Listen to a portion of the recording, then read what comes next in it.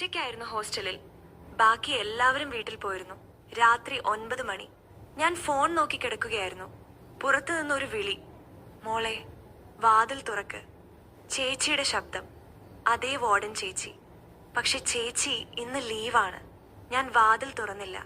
വീണ്ടും വിളി വന്നു. ഇത്തവണ കുറച്ചുകൂടി അടുത്ത്. മോളെ, ഞാൻ തന്നെയാ. ഞാൻ ജനാലയിലൂടെ നോക്കി. പുറത്ത് ആരുമില്ല.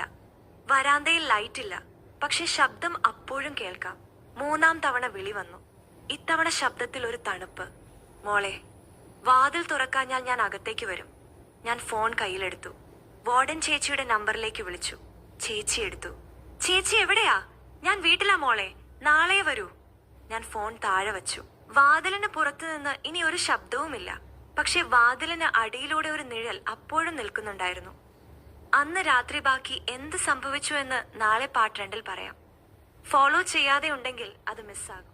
വാതിലിന് അടിയിലൂടെ ആ നിഴൽ അപ്പോഴും നിൽക്കുന്നുണ്ടായിരുന്നു, അനങ്ങാതെ. ഞാൻ ഫോണിൽ നിന്ന് കണ്ണെടുത്തില്ല. പെട്ടെന്ന് ആ നിഴൽ ഒന്ന് നീങ്ങി വാതിലിന് ഇടതുവശത്തേക്ക്. ഞാൻ ശ്വാസം അടക്കി പിടിച്ചു. നിഴൽ വീണ്ടും നീങ്ങി. ഇത്തവണ വലതുവശത്തേക്ക്. ആരോ വാതിലിന് പുറത്ത് നടക്കുകയാണ്, പതുക്കെ, ആലോചിച്ച്. പിന്നെ ആ ശബ്ദം കേട്ടു.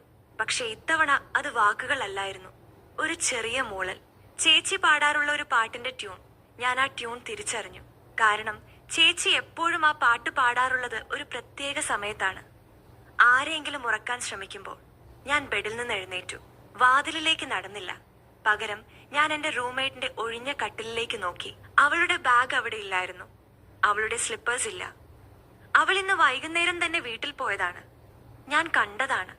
പക്ഷെ മൂളൽ ട്യൂൺ എപ്പോഴും തുടരുന്നു. ഞാൻ ജനാലയിലൂടെ നോക്കി. കോറിഡോറിൽ ലൈറ്റ് ഇല്ല.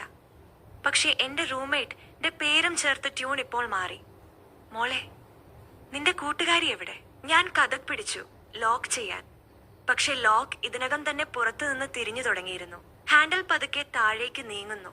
ഞാൻ എന്റെ പൂർണ്ണ ശക്തി ഉപയോഗിച്ച് വാതിലിൽ ചാരി നിന്നു. ഹാൻഡിൽ നിന്നു. നിശബ്ദം. പിന്നെ വാതിലിന്റെ മറുവശത്ത് നിന്ന് ഒരു അടക്കി പിടിച്ച ചിരി. പിറ്റേന്ന് രാവിലെ വാർഡൻ ചേച്ചി എന്നെ വിളിപ്പിച്ചു. അവർ ചോദിച്ചു, നിന്റെ റൂംമേറ്റ് എവിടെ? ഞാൻ പറഞ്ഞു, അവൾ ഇന്നലെ വൈകുന്നേരം വീട്ടിൽ പോയി. വാർഡൻ ചേച്ചി ഒരു നിമിഷം മിണ്ടാതെ നിന്നു. പിന്നെ പറഞ്ഞു, അവളുടെ വീട്ടിൽ നിന്ന് ഇപ്പോൾ വിളി വന്നു. അവൾ ഇന്നലെ ഇവിടെ നിന്ന് ഇറങ്ങിയിട്ടേ ഇല്ല എന്ന്. ഞാൻ ആ റൂംമേറ്റിന്റെ കട്ടിലിലേക്ക് ഒരിക്കൽ കൂടി നോക്കി. ബാഗ് അപ്പോഴും അവിടെ ഇല്ലായിരുന്നു. പാർട്ട് 3 നാളെ രാത്രി തന്നെ. ഫോളോ ചെയ്യൂ.